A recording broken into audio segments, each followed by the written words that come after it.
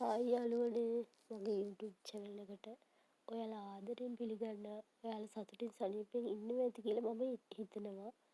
මම අද හවස තේ බීලා රසමරස රෙසිපියක් ගේන්නයි ඔයගොල්ලන්ට යන්නේ. ඒ මොකද්ද කියලා බලමුද?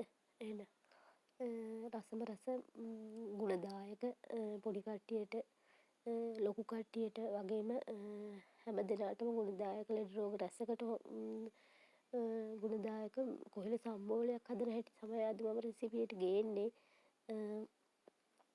බලමුද එහෙනම් මුලින්ම කොහිල ටික හොඳට සෝදගෙන කපා ගන්නවා. කපාගෙන ලූණු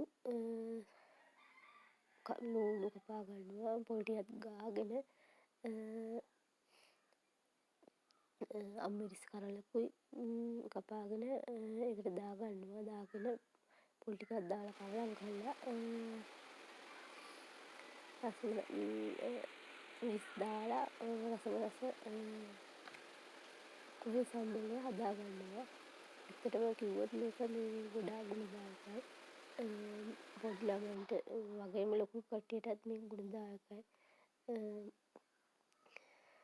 ඇත්තටම ඔයාලත් මේ රෙසිපිය බලලා හොඳයි නම් කමෙන්ට් එකක් ලයික් එකක් දාන්න හොඳද නරකද කියලා දාන්න අමතක කරන්න එපා. ඕගොල්ලන්ට තෙරුවන් සරණයි.